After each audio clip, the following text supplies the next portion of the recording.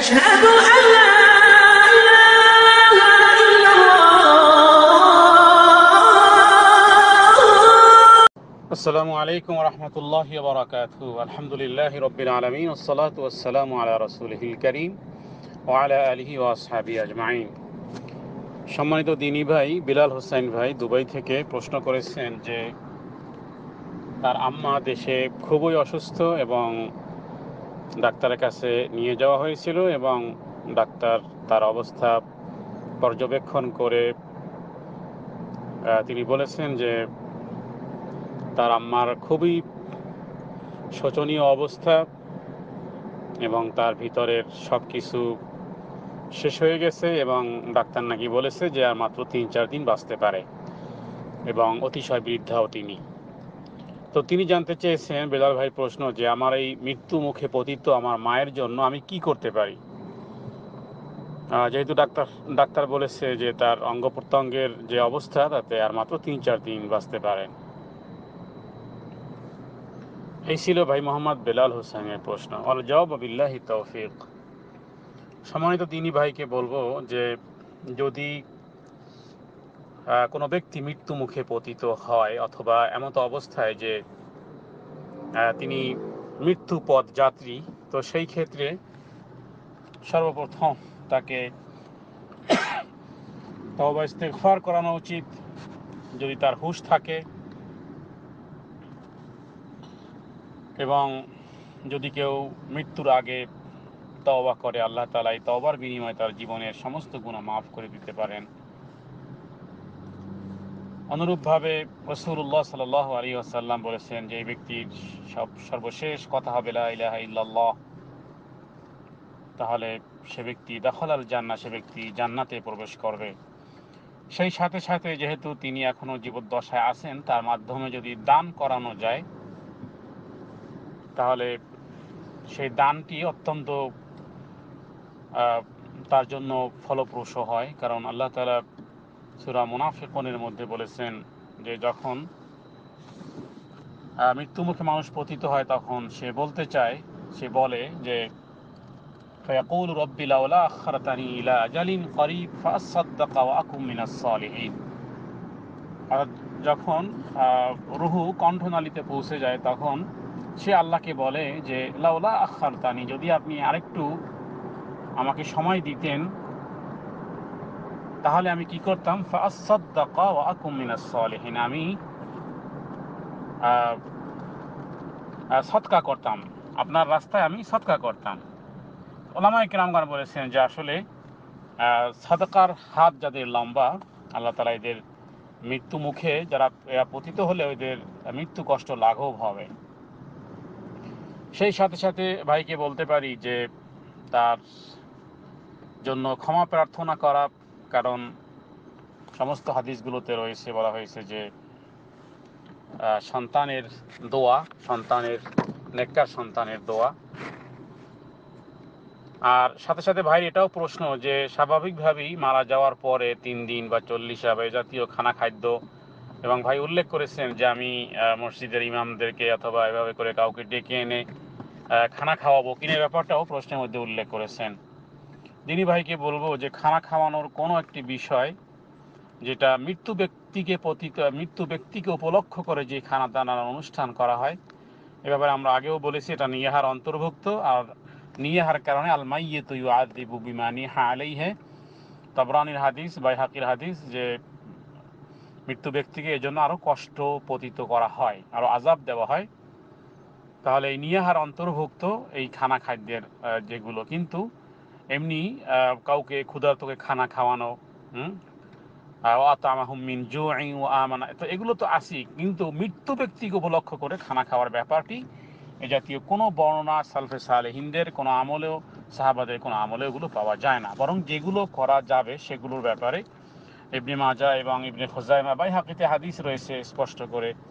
হযরত আবু হুরায়রা রাদিয়াল্লাহু তাআলা আনহু তিনি বলেছেন মৃত্যুর পরে মানুষের সমস্ত আমলের দ্বারগুলো বন্ধ হয়ে যায়, তবে যে সমস্ত আমলগুলো বন্ধ হয় না, যেমন যে সমস্ত নেক কাজ কথা বলা হয়েছে, মসজিদ নির্মাণ করা, সৎকা অবস্থায় যেগুলো সে সৎকা করে গেছে সেগুলো, সন্তানের দোয়া, জনকল্যাণমূলক কোনো কাজ করে যাওয়া, এ জাতীয় সওয়াব সে ব্যক্তি মৃত্যুর পরেও পেতে থাকে। হযরত আবু হুরায়রা বলেন যে এক ব্যক্তি নবীজির কাছে এসে বলেছিল যে আমার পিতা মারা গেছেন এবং সম্পদ রেখে গেছেন এবং কোনো ওসিয়ত করে যাননি, তাহলে আমি সদকা করলে কি তার পাপ ক্ষমা হবে, তার গুনাহ মাফ হবে? তখন নবীজি বলেছিলেন যে হ্যাঁ, তুমি যদি তোমার পিতার পক্ষ থেকে সদকা করো তাহলে তার পাপ মোচন হবে। তাহলে জীবদ্দশায় তিনি যদি সদকা করে যেতে পারেন সেটি আরও ভালো। ভালো কোনো তার ওসিয়ত থাকলে সেটিও পূর্ণ করা যেতে পারে। সাদ বিন উবাদা থেকে হাদিসে বলা হয়েছে যে তিনি বললেন যে আমার মা মারা গেছেন, কিন্তু আমি কি তার পক্ষ থেকে সদকা করব? নবীজি বলেছেন হ্যাঁ, তুমি করো। এরপর আবারও প্রশ্ন করেছেন যে কি করতে পারি, মানে সদকার মধ্যে কোন কাজটি বেশি করতে পারি? তখন নবীজি বলছিলেন যে তুমি তার জন্য পানির ব্যবস্থা করে দাও। আহমদ নাসাইর হাদিস। তাহলে যেহেতু মরু আরবে পানির স্বল্পতা এবং পানির জন্য মানুষের কষ্ট, এই বিষয়গুলোকে সামনে রেখে যেটা মানুষের বেশি প্রয়োজনীয় হয় এই বিষয়গুলো করে দেওয়া উচিত। সন্তান মূলত আসলে সন্তান যদি ভালো হয়, সন্তান যদি নামাজি হয়, সন্তান যদি দিন ধার্মিক হয়, তাহলে হাদিসের ভাষায় এটাকে বলা হয়েছে একটা ভালো সন্তান যেমন দুনিয়ার জন্য উপার্জন, মানে সে যা কামাই করবে অবশ্যই পিতামাতাকে দেখবে যদি ভালো সুসন্তান হয়। আর যদি খারাপ সন্তান হয় তো খারাপ সন্তান তো দুনিয়ায়ও তার জন্য, দুনিয়ায় ওটা দিয়ে কোনো কিছুই হয় না, আখেরাতেও তার জন্য শাস্তি। ইবনে মাজাতে হাদিসে বলা হয়েছে যে হযরত আয়েশা সিদ্দিকা তিনি বলেছেন যে রাসূলুল্লাহ সাল্লাল্লাহু আলাইহি ওয়াসাল্লাম বলেছেন যে যেমন মানুষের জন্য সর্বোত্তম খাবার হলো ওই খাবার যা সে নিজে উপার্জন করে, অনুরূপভাবে ওয়াইন্না ওয়ালাদাহু মিন কাসবিহি, ইবনে মাজার হাদিস। তার মানে হলো তার সন্তান হলো তার উপার্জন, আখেরাতের উপার্জন, দুনিয়ার উপার্জন। ভালো সন্তান যেমন ভালো কাজ করলে পিতামাতার সম্মান বাড়ে, ইজ্জত বাড়ে, ভালো সন্তান পিতামাতার দেখাশোনা করে, অনুরূপভাবে খারাপ সন্তান যদি হয় তাহলে তার দুনিয়ায় যেমন তার দেখাশোনা করে না, অনুরূপভাবে মৃত্যুর পরেও এটাকে উপার্জন বলা হয়েছে। কাসবিহি ওয়াইন ওয়ালাদাহু মিন কাসবিহি, জান্নাতের উপার্জন। এবং অন্যান্য হাদিসে স্পষ্ট করে বলা হয়েছে যে যেখানে বলা হয়েছে হযরত আবু হুরায়রা তিনি বলেছেন যে আল্লাহ তাআলা জান্নাতে কোন কোন বান্দার, কোন কোন নেক বা সৎ বান্দাদের মর্যাদা বৃদ্ধি করবেন। তখন সেই ব্যক্তি বলবে যে হে আল্লাহ, আমার এই মর্যাদা বাড়তেছে কেন? তার দরজাকে আল্লাহ তাআলা লা ইয়ারফাউদ দারাজা, ওই ব্যক্তির মর্যাদা আল্লাহ তাআলা বৃদ্ধি করবেন। তখন ওই ব্যক্তি বলবে, এই ব্যক্তি মৃত্যু, এই ব্যক্তি জান্নাতি, এই ব্যক্তি বলবে ফায়াকুলু ইয়া রাব্বি আন্না লি হাযিহি, মানে আমার মর্যাদা বাড়তেছে কেন? তখন আল্লাহ তাআলা বলবেন ফায়াকুলু বিইস্তিগফারি ওয়ালাদিকা লাকা, যে তোমার সন্তান দুনিয়ার জীবদ্দশা তোমার জন্য দোয়া করতেছে। সুবহানাল্লাহ। আজকের আপনি বলতেছেন যে হুজুর ডাকবেন, কেন হুজুর আপনি ডাকবেন? আপনার আল্লাহ তাআলা মুখ দিয়েছে, আল্লাহ তাআলা আপনাকে জ্ঞান শক্তি, আপনি যেই হৃদয় দিয়ে, আপনার চোখের পানি দিয়ে, আপনার আন্তরিকতা যতখানি দিয়ে আপনি দোয়া করবেন সেটা তো আল্লাহ ভালো জানেন, বিধায় তো সন্তান কি দোয়া করার কথা বলেছেন। এখানে তো এই হাদিসটি সহিহ আহমদের হাদিস, এই হাদিস নম্বরটি হলো সহিহ আহমদের এই হাদিসটি হলো হাদিস নম্বর 2354, দ্বিতীয় খণ্ড, মিশকাত শরীফে এই হাদিসটি আছে। হযরত আবু হুরায়রা রাদিয়াল্লাহু তাআলা আনহু তিনি হাদিসটি বর্ণনা করলেন কি যে আল্লাহ তাআলা কারো কারো মর্যাদাকে বৃদ্ধি করবেন মৃত্যুর পরে। তখন ওই বান্দা আশ্চর্যান্বিত হবে যে আল্লাহ আমার মর্যাদা কেন বৃদ্ধি হইতেছে। তখন আল্লাহ তাআলা তাকে কি বলবেন? সেই ব্যক্তি বলবে ইয়া রাব্বি আন্না লি হাযিহি, এটা আমার কেন মর্যাদা বৃদ্ধি হইতেছে? তখন আল্লাহ কি বলবেন? বিইস্তিগফারি ওয়ালাদিকা লাকা। ওয়ালাদ শব্দের অর্থ সবাই আমরা জানি, সন্তান। এটা এখানে আল্লাহ তাআলা এই হুজুরের কথা বা বিসলিহ বলেননি যে নেককার বান্দাদের দোয়ার কারণে, না, এখানে আল্লাহ তাআলা যতগুলো আমরা হাদিস পাই বুখারীতে এবং মুসলিমে সব জায়গাতে ওয়ালাদ ওয়ালাদ ওয়ালাদ, মানে সন্তান। সন্তান দোয়া করবে কেন? আপনি হুজুরদেরকে ডেকে আপনি দোয়া করাবেন? আপনি নিজে দোয়া করবেন। আল্লাহ তাআলা রব্বির হামহুমা কামা রাব্বায়ানি সাগীরা, এই দোয়া কাকে শিক্ষা দিয়েছেন? আল্লাহ তাআলা সন্তানকে শিক্ষা দিয়েছেন। সুতরাং আপনি দোয়া করবেন বিইস্তিগফারি ওয়ালাদিকা লাকা, যে তোমার সন্তান তোমার জন্য দোয়া করতেছে বিধায় তার তোমার মর্যাদা বৃদ্ধি হইতেছে। তাহলে এই দোয়া করবে কে? এই দোয়া করবে সন্তান। সুতরাং সন্তানই দোয়া করবে। আর আপনি যেটা বলেছেন যে কোনো খানাদানা অনুষ্ঠান না, এই জাতীয় কোনো কিছু করবেন না, কারণ যেই রাস্তায় সওয়াব দেওয়ার মালিক যিনি, সেই আল্লাহ সুবহানাহু ওয়া তাআলা তার প্রিয় রাসূল মুহাম্মদ সাল্লাল্লাহু আলাইহি সাল্লামের মুখ দিয়ে যেই কথাগুলো বের করে দিয়েছেন তা হলো আমরা হাদিসের মাধ্যমে যা বর্ণনা করলাম।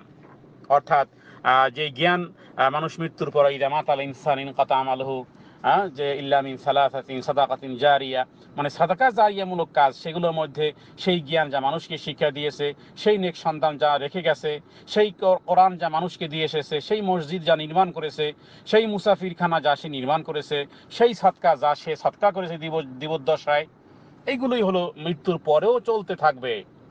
সুতরাং এই ছাড়া, এই লাইন ছাড়া, এই রাস্তা ছাড়া অন্য কোনো রাস্তায় করলে সেটা সহিহ সুন্নাহর আলোকে হবে না, হাদিস প্রমাণের ভিত্তিতে হবে না। সুতরাং সেটা হবে মন গড়া, আর এই জাতীয় মন গড়া করার দ্বারা অন্য হাদিস রয়েছে যেগুলো নিয়াহার অন্তর্ভুক্ত। মৃত্যু ব্যক্তিকে উপলক্ষ করে খানাদানা অনুষ্ঠান করা নিয়াহার অন্তর্ভুক্ত। এই কাজটি এসেছে শ্রাদ্ধ থেকে, হিন্দুদের খানাদানা অনুষ্ঠান থেকে। আজকের এক ভাই এই বিষয়ে প্রশ্ন করেছেন, সম্মানিত আনোয়ার ভাই ফেনীর।